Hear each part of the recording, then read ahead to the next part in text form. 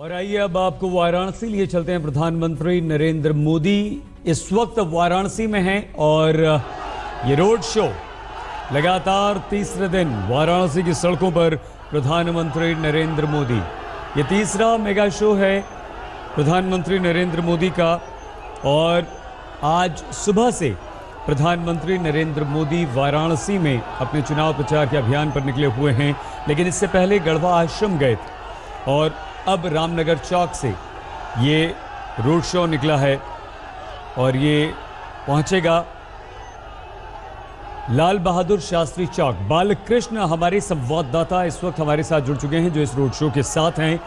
बाला, ये अंतिम चरण का चुनाव, पूर्वांचल पर प्रधानमंत्री की नजर, 3 दिन से लगातार वाराणसी में डेरा, जबरदस्त जनसंपर्क, कितना कारगर और कितनी ज्यादा चिंता प्रधानमंत्री नरेंद्र मोदी की वाराणसी की सीटों को लेकर 8 और पूरे पूर्वांचल को लेकर अंतिम दौर की 40 सीटों को लेकर? बाला, देखिए सही, आखिरी दौर के चुनाव प्रचार खत्म होने में अब सिर्फ कुछ घंटे बचे हैं, 5 घंटे से भी कम का समय बचा है और हर कोई ये चाहता है कि इन 5 घंटों में जितना ज्यादा इसमें जनसंपर्क किया जा सके। प्रधानमंत्री नरेंद्र मोदी इस वक्त जो लाल बहादुर शास्त्री चौक है रामनगर इलाके में, वहां पर पहुंच चुके हैं। हालांकि ये कोई रोड शो का कार्यक्रम नहीं था, लेकिन रोड शो की तरह ही वो खुली जीप में, खुली गाड़ी में आए और उसके बाद दोनों तरफ से जो है लोग, छतों पर लोगों की भीड़ उमड़ रही है यहाँ पर उनको देखने के लिए, उनसे मिलने के लिए।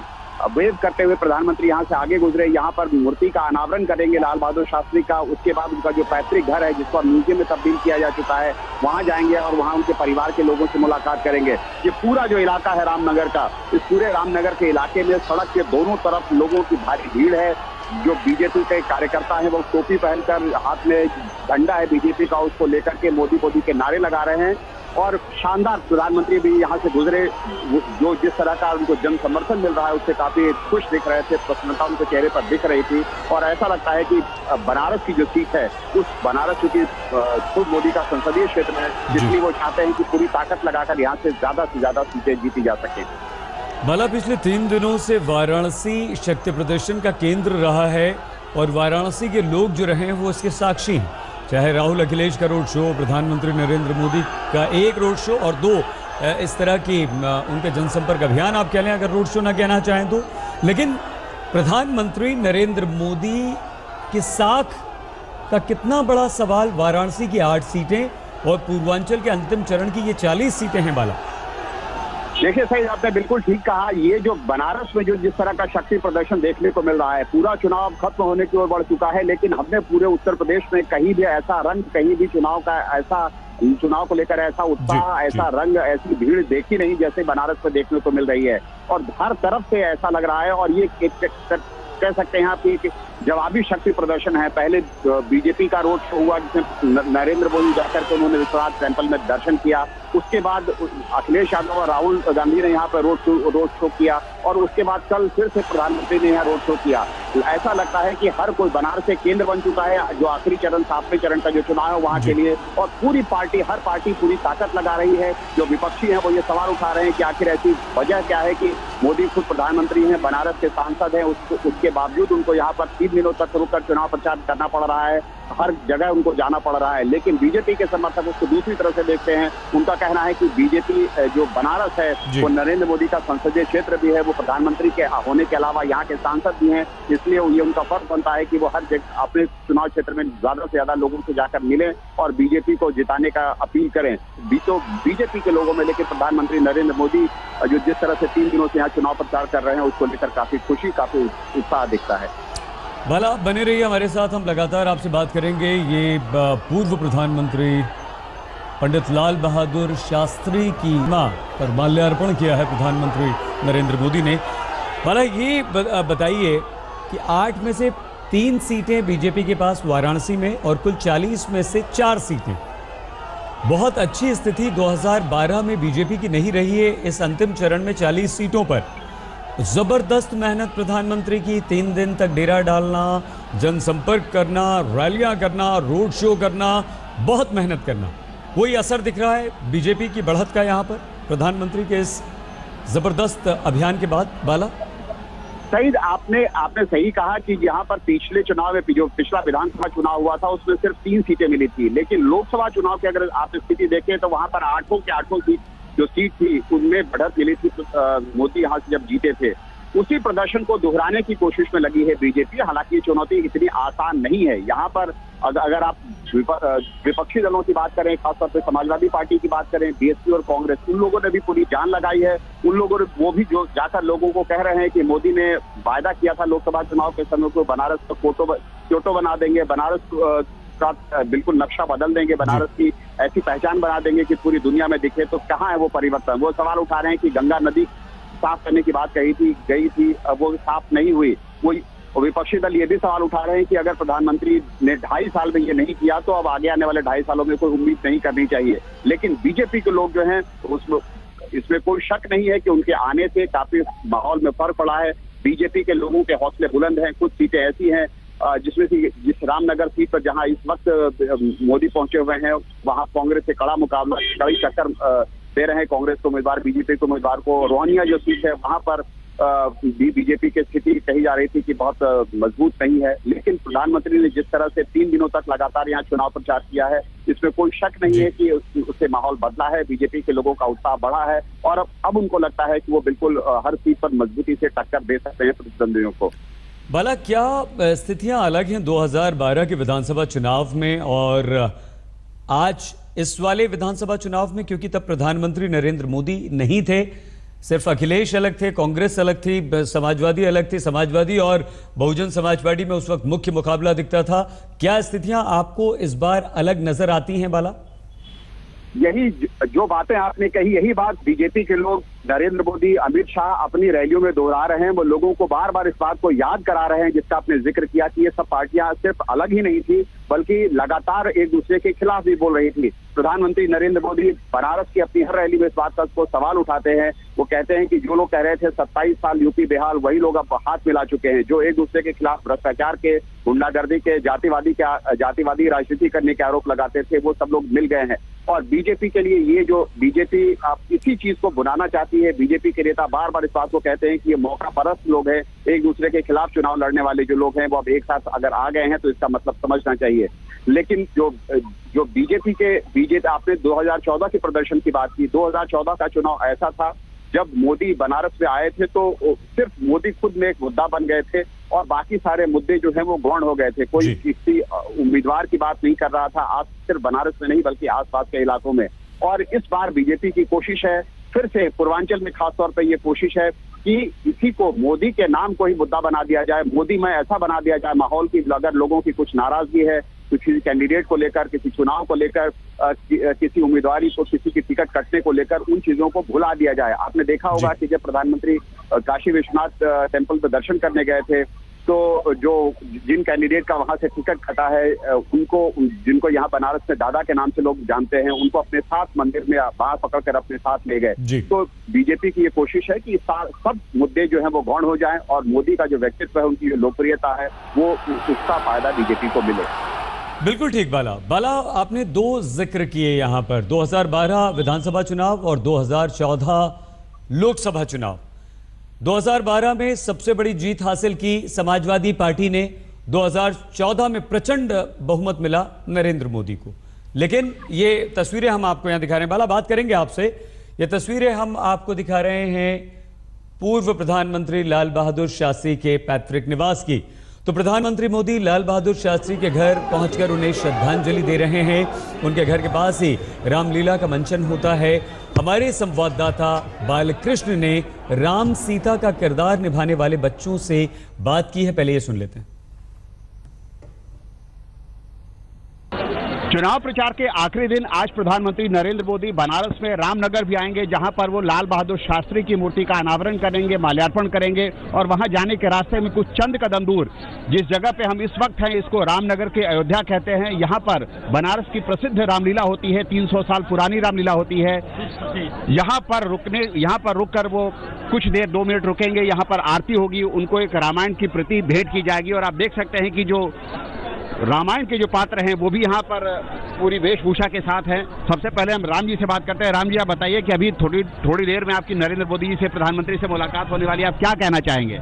उनको आशीर्वाद देना चाहेंगे कि वो 100 साल तक ऐसे ही लगे रहें, काम अच्छे से करें। और एक मेन संदेश है मेरा उनके लिए और सभी के लिए कि हमारे यहाँ जानवरों को कहते हैं उतना नहीं देखा जाता है। अगर उनका एक्सीडेंट हो जाता है तो उसे कोई भी कहते हैं हॉस्पिटल नहीं ले जाता है, कोई ध्यान नहीं देता है। तो हम चाहेंगे कि सारे लोग कहते हैं जानवरों पर भी ध्यान दें। आप बताइए सीता जी, आप क्या कहना चाहेंगे?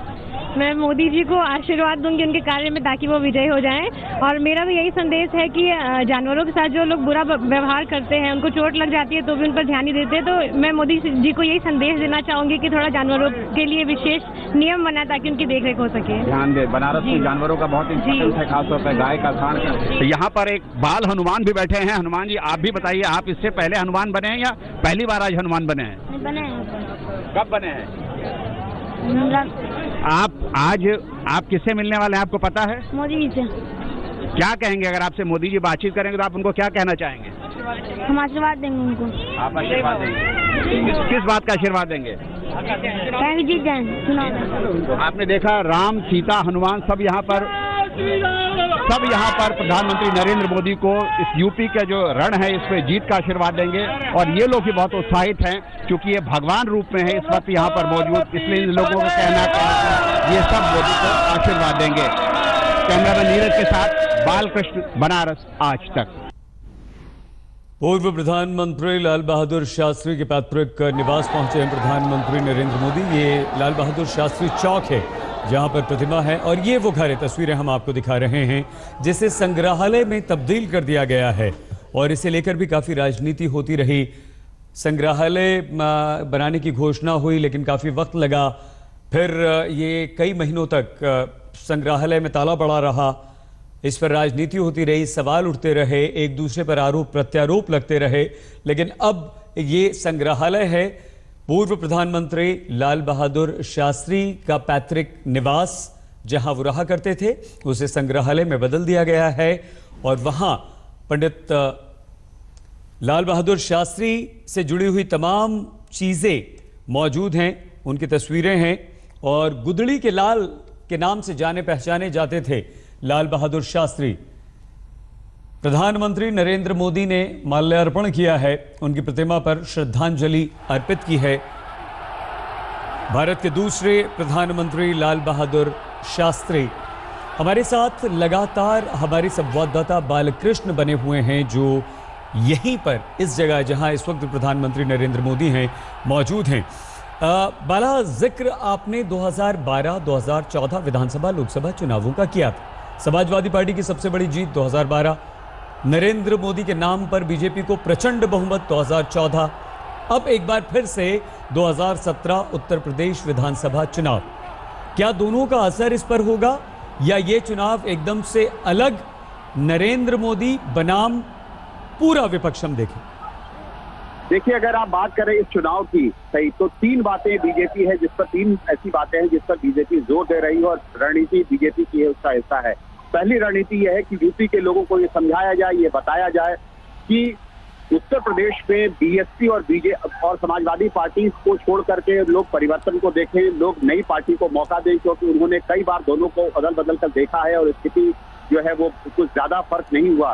बीजेपी लगातार लोगों को ये समझाने की कोशिश कर रही है कि समाजवादी और बीएसपी को छोड़ करके अब बीजेपी को एक बार मौका देके देखें।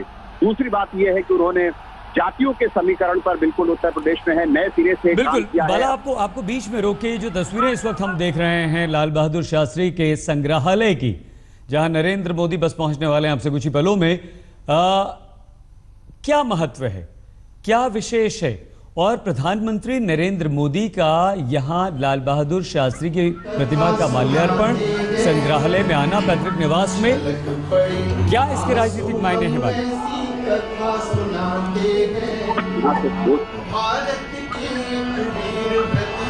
हमारी आवाज सुन पा रहे हैं बाला? कहाँ से मिलेगा?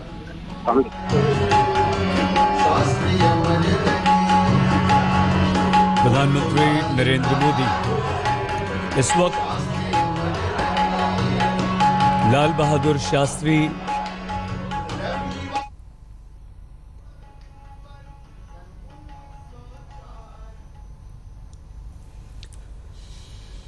और ये तस्वीर हम आपको दिखा रहे हैं प्रधानमंत्री नरेंद्र मोदी लाल बहादुर शास्त्री के पैतृक निवास, जो कि अब संग्रहालय में बदल चुका है। वहां पर मौजूद है, भजन कीर्तन चल रहा है, आप भी सुनिए।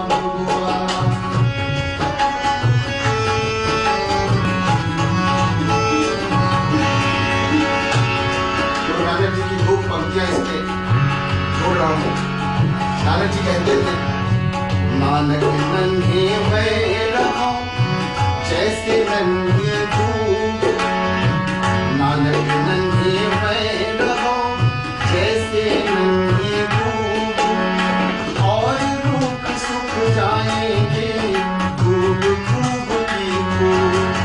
ऐसे हमारे शास्त्री जी थे।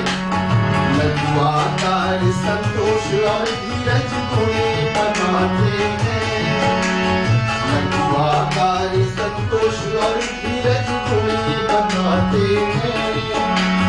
भारत के वीर प्रतीक गाथा गाते हैं, बोलो लाल बहादुर शास्त्री अमर रहे, बोलो लाल बहादुर शास्त्री अमर रहे। सन 1927 में पाणी ग्रहण संस्कार हुआ, शिव उपासिका ललिता देवी के संग लाल का प्यार हुआ।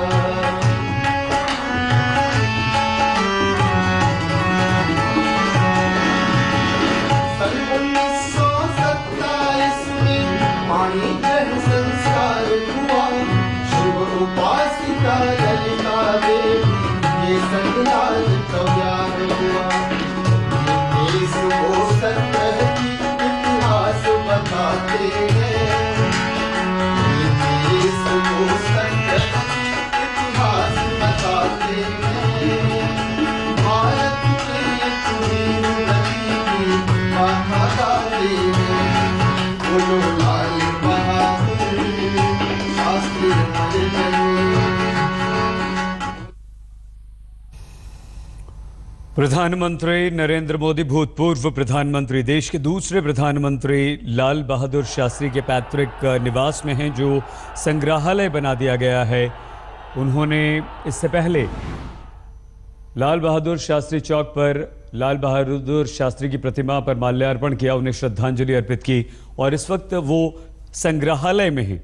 गुदड़ी के लाल के नाम से जाने पहचाने जाते थे लाल बहादुर शास्त्री। जय जवान जय किसान का नारा लाल बहादुर शास्त्री ने ही दिया था, और 1965 का युद्ध हमने पाकिस्तान से जीता, तब प्रधानमंत्री लाल बहादुर शास्त्री ही थे। प्रधानमंत्री नरेंद्र मोदी इस वक्त लाल बहादुर शास्त्री के संग्रहालय, जो कि उनके पैतृक निवास को तब्दील कर दिया गया है, संग्रहालय का रूप उसे दे दिया गया है। एक पुस्तकालय भी यहाँ पर है, लाइब्रेरी भी यहाँ पर है और लाल बहादुर शास्त्री से जुड़ी हर याद उनके संग्रहालय में है, इस मेमोरियल में है। तमाम तस्वीरें हैं, उनके दस्तावेज हैं, उनकी निजी इस्तेमाल में आने वाली वस्तुएं यहाँ पर रखी गई हैं। पर्यटकों के लिए ये संग्रहालय बनाया गया है। केंद्र सरकार ने मदद की इसे बनाने के लिए, राज्य सरकार इसकी देखभाल करती है और भारी तादाद में यहाँ लोग आते हैं।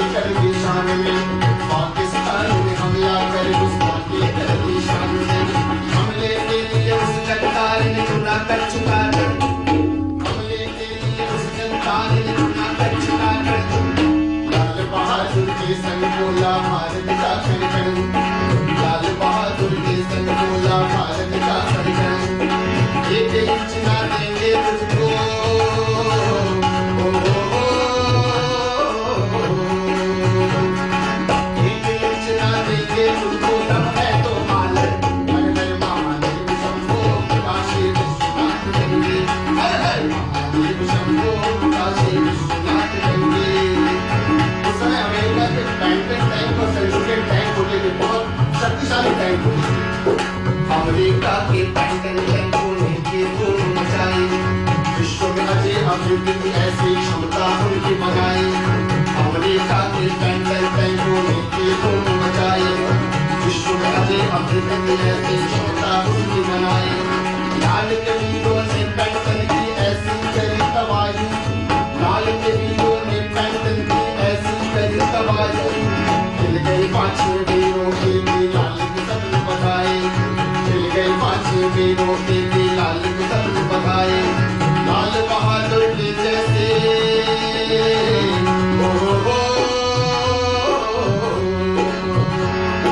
भारत माता जैसे ऊंचा धरती अंबर, हर हर महादेव शंभो काशी विश्वनाथ गंगे, हर हर महादेव शंभो काशी विश्वनाथ गंगे, हर हर महादेव शंभो काशी विश्वनाथ गंगे।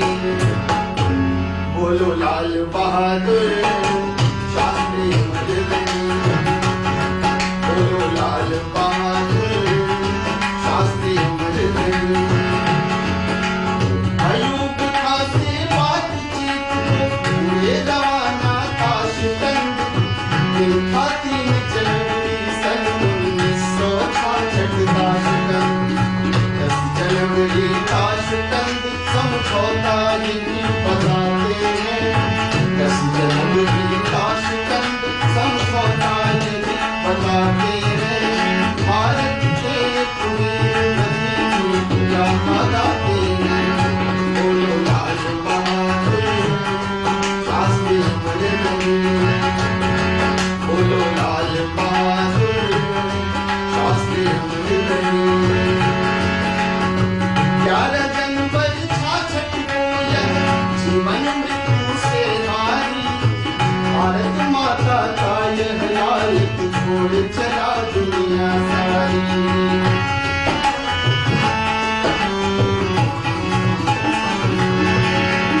11 जनवरी 66 को यह जीवन मृत्यु से हारी, भारत माता का यह लाल छोड़ चला दुनिया सारी। जय जवान जय किसान का बाबू ये कथा सुनाते हैं, जय जवान जय किसान का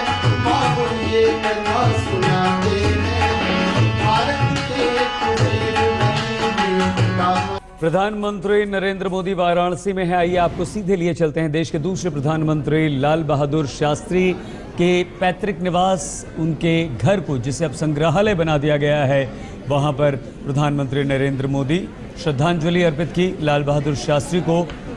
उत्तर प्रदेश चुनाव का अंतिम चरण 8 तारीख को 3 दिन से वाराणसी में डेरा डाले हुए हैं प्रधानमंत्री नरेंद्र मोदी, और अब इस वक्त वो हैं लाल बहादुर शास्त्री के पैतृक निवास पर। यहाँ ये रामनगर, जो वाराणसी का रामनगर इलाका है, वहां पर ये घर है। और अब यहाँ से श्रद्धांजलि देने के बाद प्रधानमंत्री नरेंद्र मोदी रोहनिया के लिए रवाना होंगे और वहां पर रैली करेंगे और उसके बाद आज ही दिल्ली लौट जाएंगे। लेकिन ये देखिए, ये लाल बहादुर शास्त्री चौक है। पहली जो मूर्ति पर माल्यार्पण किया है प्रधानमंत्री नरेंद्र मोदी ने, वहां पहुंचे, चौक पर मूर्ति लगी है, उस पर माल्यार्पण किया। उसके बाद प्रधानमंत्री नरेंद्र मोदी ने संग्रहालय देखा, घर पहुंचे, वहां श्रद्धांजलि सभा हुई, भजन कीर्तन हुआ, उसमें काफ़ी देर तक प्रधानमंत्री नरेंद्र मोदी बैठे रहे और घर पर भी उनके चित्र पर पुष्प अर्पित किए प्रधानमंत्री नरेंद्र मोदी ने। अब यहाँ से ये तीसरा कार्यक्रम है आज का प्रधानमंत्री नरेंद्र मोदी का। अब यहाँ से वो रवाना होंगे, निकलेंगे रोहनिया के लिए और फिर रोहनिया में होगी एक रैली।